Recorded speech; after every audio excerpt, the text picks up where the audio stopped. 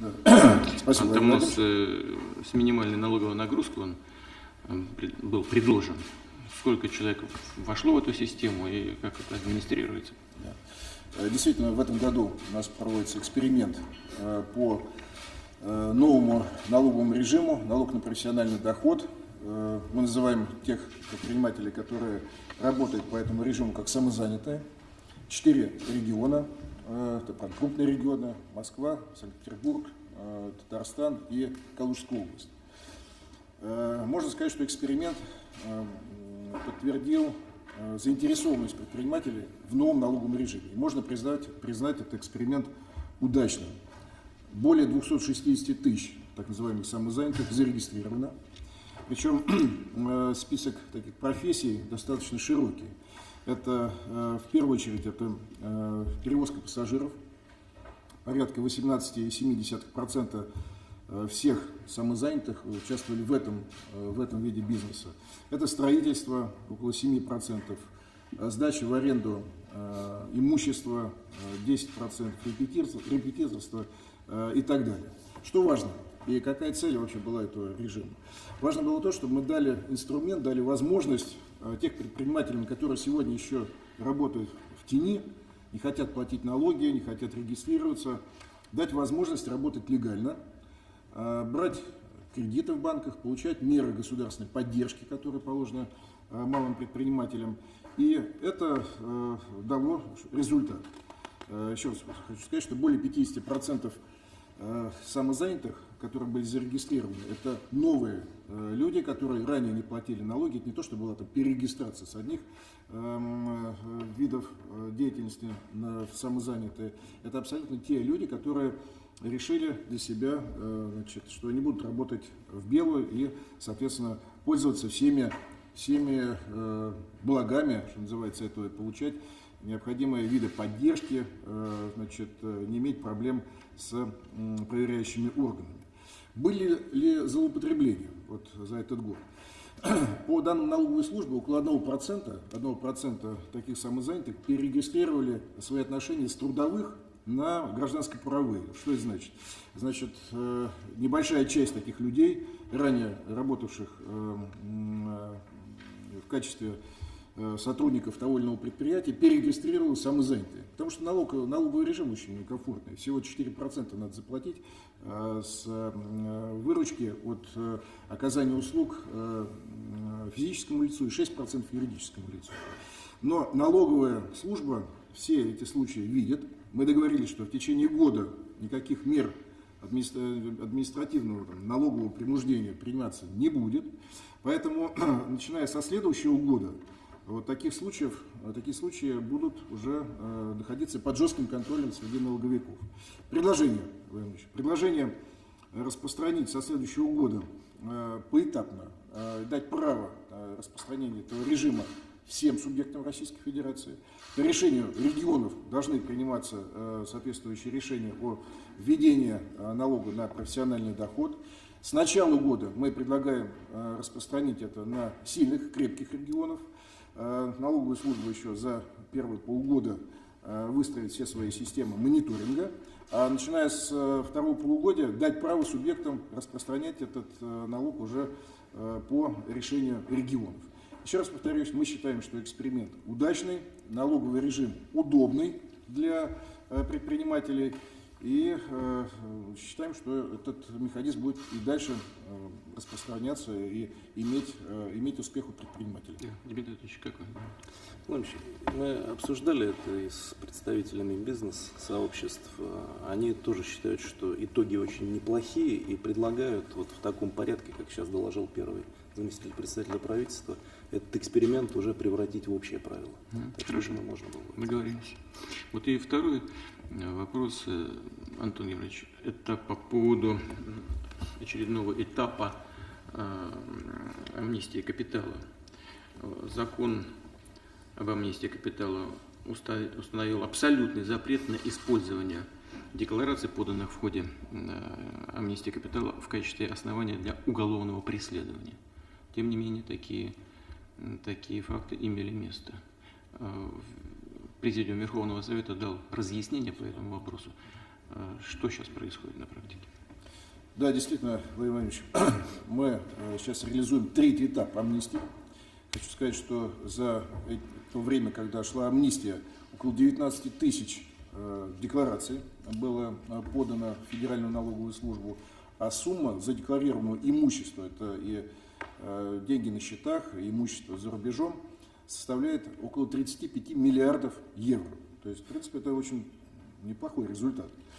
Действительно, у нас был вопрос, когда в ходе одного из судебных разбирательств стало известно, что следственные органы получили разрешение суда на истребование специальной декларации у налоговых органов. Это стало причиной обращения в Верховный суд на предмет трактовки гарантий, которые содержатся в законодательстве о амнистии капиталов.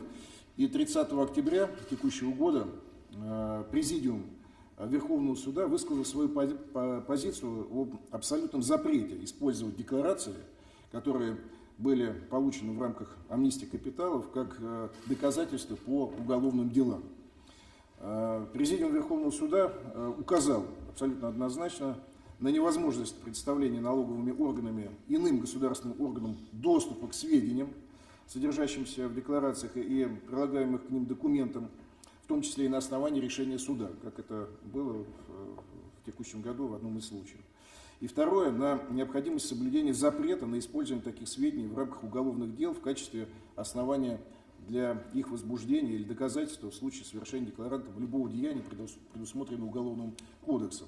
Это абсолютно вписывается и соответствует той концепции закона, которая предусматривает амнистию капитала и соответствует тем гарантиям, которые прописаны в законе. Считаем, что это абсолютно справедливое было принято решение Президиума Верховного суда. Нужно, чтобы правительство, Министерство экономического развития вместе с объединениями предпринимателей внимательно следили за тем, что происходит на земле, что называется, на практике, и соответствующим образом реагировали. Исходя из закона, который был принят, и, как мы видим, в целом работает неплохо в интересах государства. У нас заканчивается дорожно-строительный сезон, так называемый. В стране ежедневно строится 5 километров новых дорог и ремонтируется 75 километров дорог. А каковы результаты за сезон в целом? Спасибо, Владимир Владимирович, за вопрос. Это действительно дорожный сезон в этом году мы практически завершили. Планы на этот год очень масштабные. Должно быть отремонтировано, в том числе капитально отремонтировано 27 600 километров автомобильных дорог всех видов собственности, федеральной, региональной, местной. Построено новых дорог и реконструировано с существенным улучшением параметров еще 2000 километров. Этот год был полностью посвящен дорожным работам на региональной и местной сети. В 2000 километров построенных дорог всего 540 федеральных. Остальное это региональные трассы. В 27,5 тысячах отремонтированных дорог на долю регионов и городов приходится 20 тысяч километров. В целом по региональной сети показатели прошлого 2018 года превышены на пятую часть, на целых 20%. В этом году дорожные работы развернуты по всей территории России. Особое внимание мы уделяем южному направлению, трассе Москва-Новороссийск М4 Дон, трассе от 290 от Новороссийска до Керчи и трассе Таврида, естественно. Видим важные задачи ликвидацию узких мест на дорожной сети. Это обходы городов, строительство обходов городов, это строительство новых мостов, путепроводов через железнодорожные пути. Там, где в одном уровне переезды, это с учетом повышения интенсивности движения железнодорожных составов, очень часто вызывает и социальную напряженность. В частности, в этом году в рамках комплексного плана модернизации и расширения магистральной инфраструктуры мы проектируем 8 обходов городов. Это Нижний Новгород, Рязань, Волгоград, Хасавюрт, Дербент, Владикавказ, Иваново и набережные Челны. В будущем году приступим к началу их строительства. Продолжаем работы по развитию сети, которая эксплуатируется на платной основе. В этом году внебюджетных средств привлечено более 50 миллиардов для строительства такого рода дорог. К концу 2019 года будет уже почти 1500 километров платных дорог в Российской Федерации, на 36% больше, чем в прошлом году. В планах у нас запуск безбарьерной системы взимания платы, когда шлагбаумы не нужны и люди не теряют время на проезде пунктов оплаты. Такая система будет внедрена на центральной кольцевой автомобильной дороге, которую мы строим в Московской области. Также мы активно работаем над приемкой автомобильных дорог из региональной собственности в федеральную. Это сегодня позволяет субъектам Российской Федерации высвободить часть средств на такие дороги для того, чтобы ремонтировать больше своей остающейся сети. В этом году больше 2500 километров автомобильных дорог мы принимаем от регионов в федеральную сеть. По финансовому обеспечению, Владимир Ильич, хотел сказать, в этом году объемы работ, которые выполняют регионы, беспрецедентны. В общей сложности региональные дорожные фонды имеют сегодня более 1 триллиона рублей средств на то, чтобы выполнять все виды работ.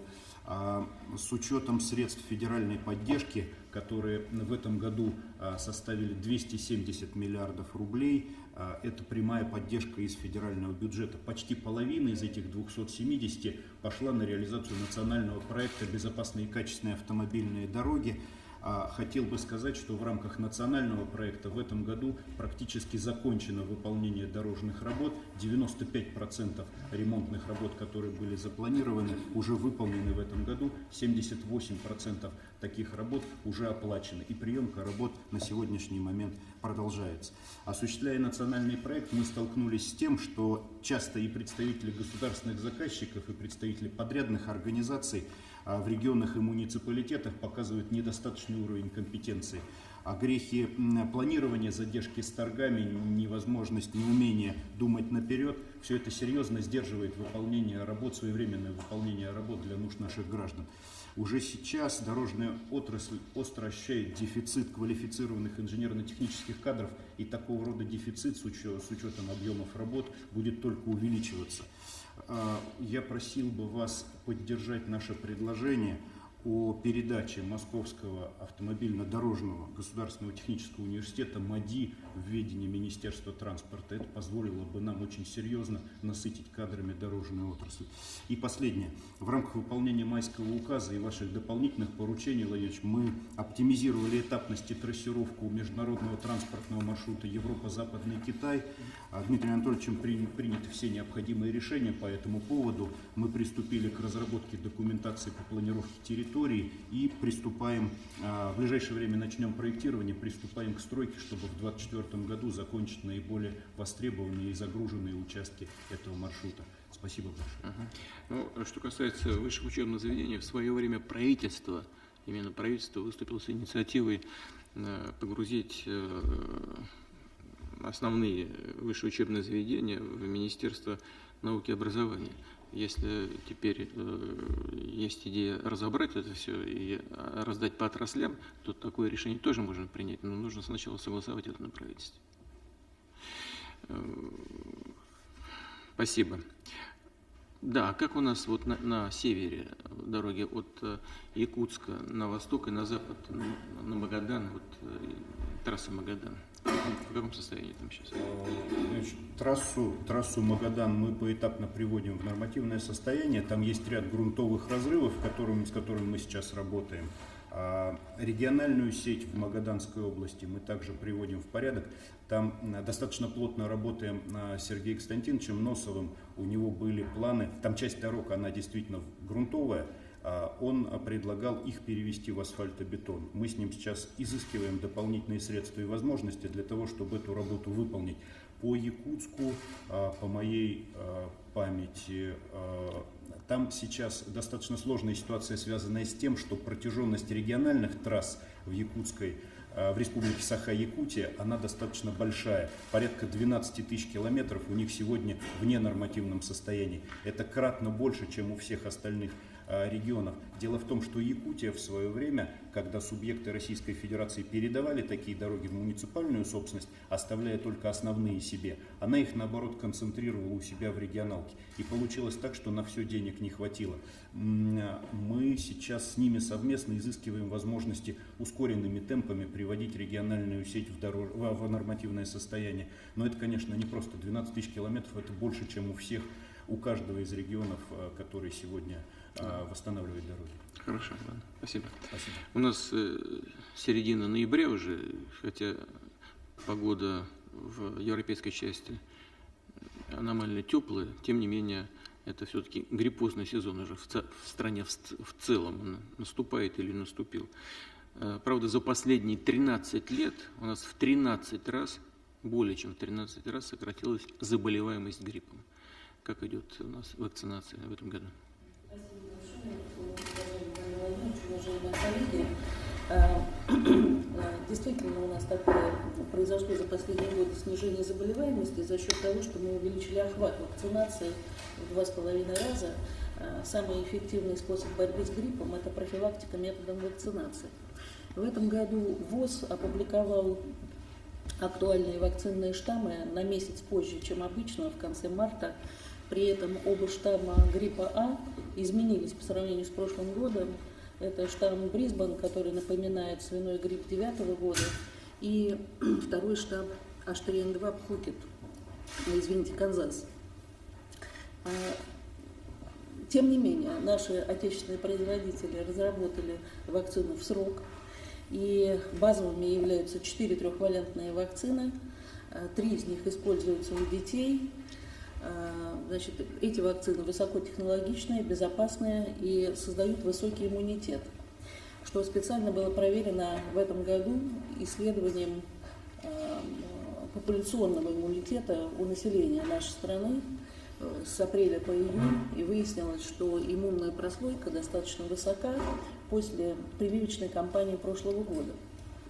Более 72% для гриппа А и более 60% для гриппа Б. То есть наша отечественная вакцина, очевидно, совершенно работает и позволяет предотвращать развитие эпидемического процесса.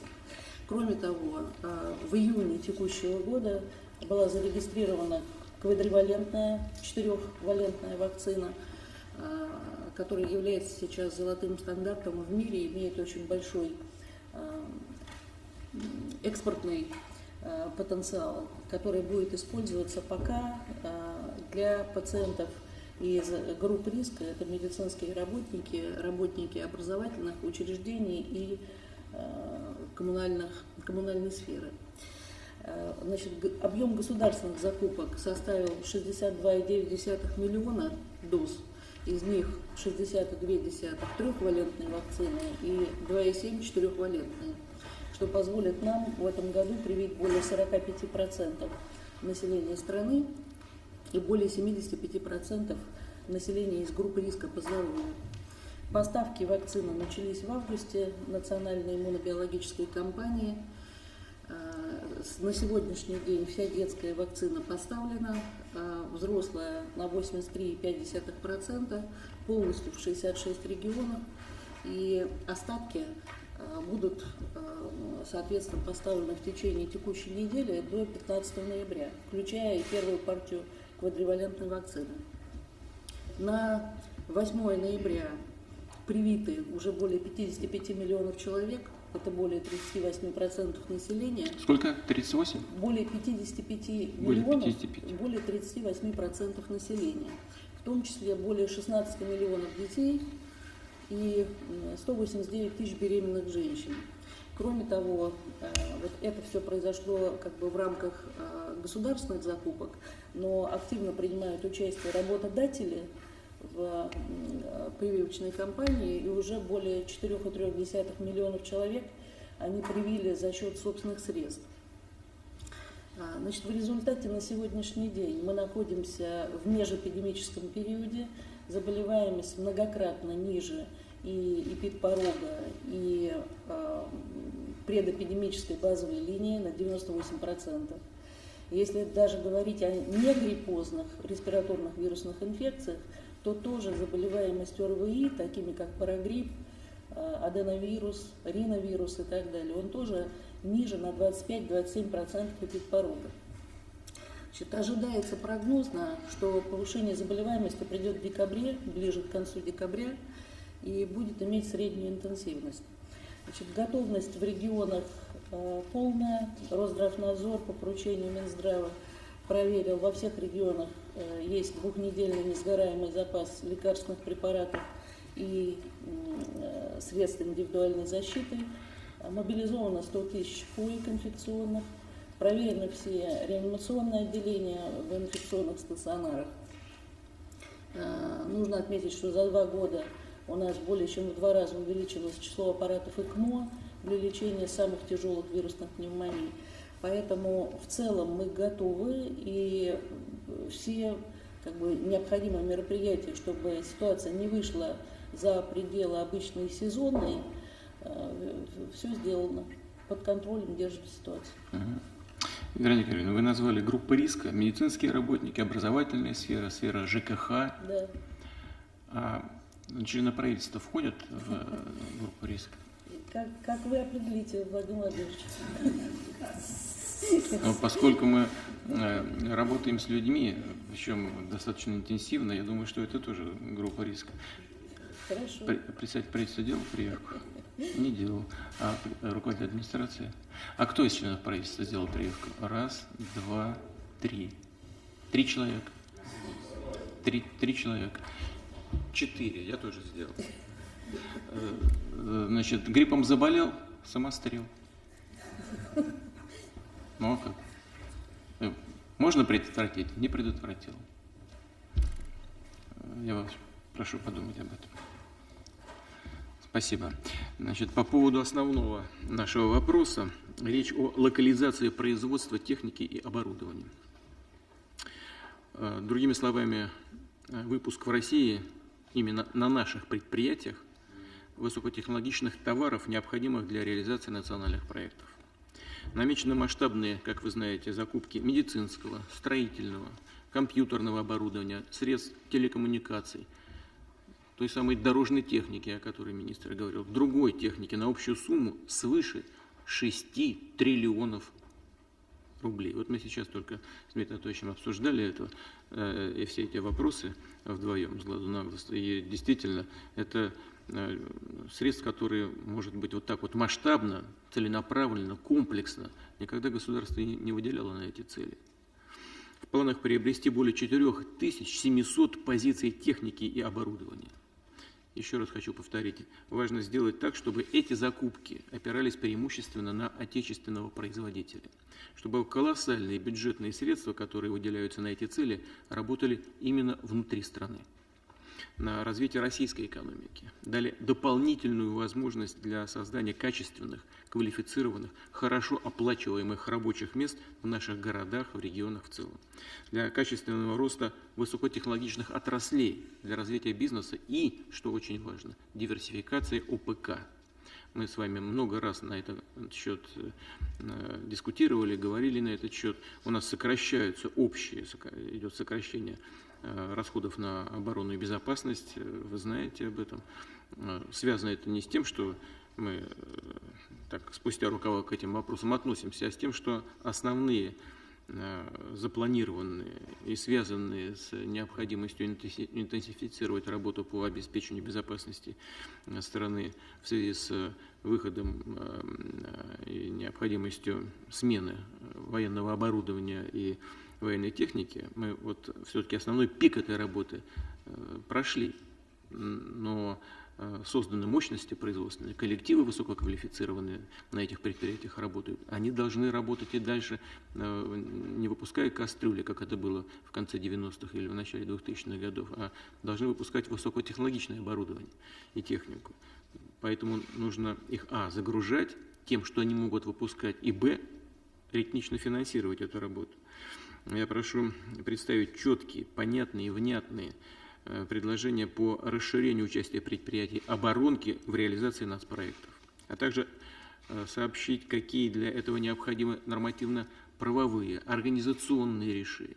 В целом пока идет контрактная кампания, нужно оперативно принять меры, которые позволят увеличить долю российской продукции в общем объеме заказов.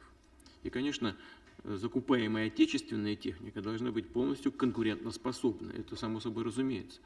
Нам не нужно повторять того, что происходило в замкнутой советской экономике.